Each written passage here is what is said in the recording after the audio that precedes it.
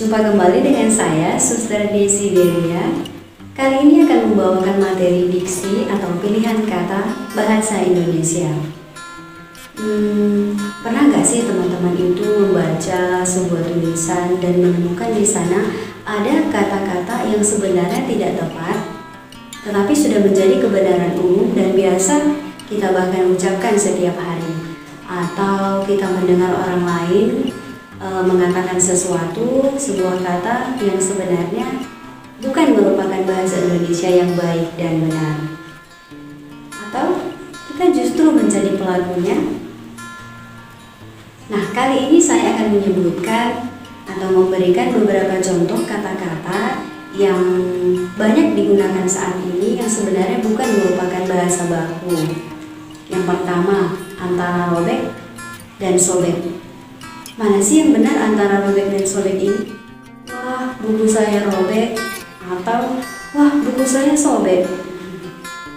Nah, kalau kita telusuri dari Kamus Besar Bahasa Indonesia, kata robek tidak ada ditemukan di sana.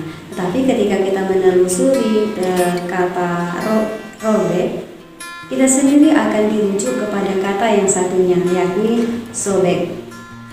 Sobek yang berarti cabik. Menyobek artinya mencabik. Contohnya mencabik kertas.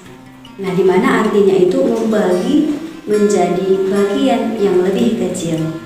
Yang kedua, tentu teman-teman tidak asing lagi dengan kata toples kan? Pasti teman-teman punya kan salah satunya di rumah. Nah, yang benar itu toples atau stoples.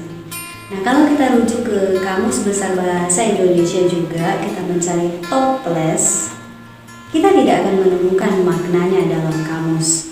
Tetapi yang benar adalah stoples, yakni barang sejenis botol yang dibuat dari kaca bertutup. Itu loh yang biasa digunakan menyimpan kue.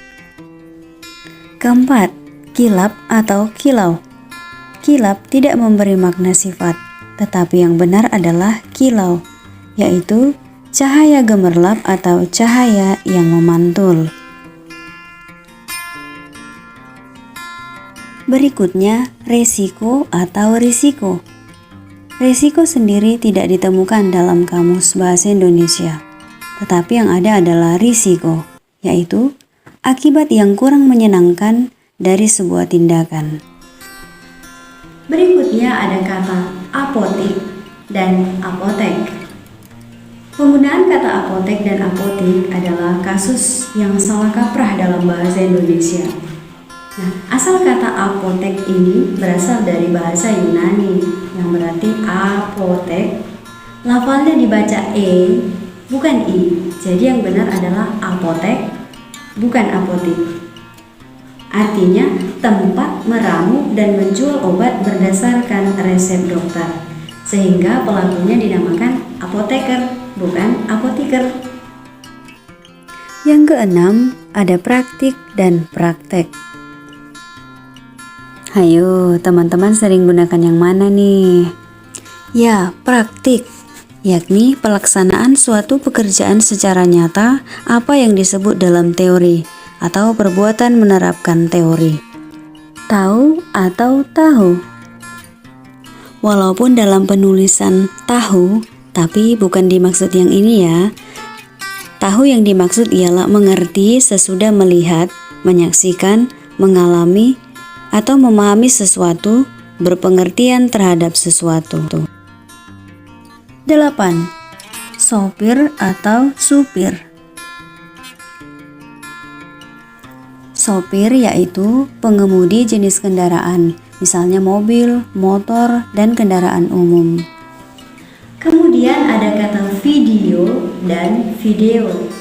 Seringkali kita salah mengucapkan kata ini. Misalnya, yuk kita buat rekaman video. Padahal yang benar adalah video.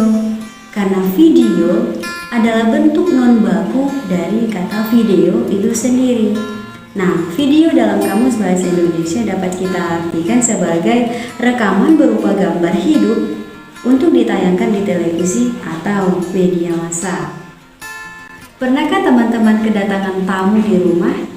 Nah, apakah teman-teman mempersilahkan atau mempersilahkan tamu yang datang? Contohnya, mari silahkan masuk, silah, silah. Padahal kata silah tidak ada dalam kamus bahasa Indonesia dan kata silah bukan bahasa Indonesia yang baku, melainkan sila tanpa huruf H.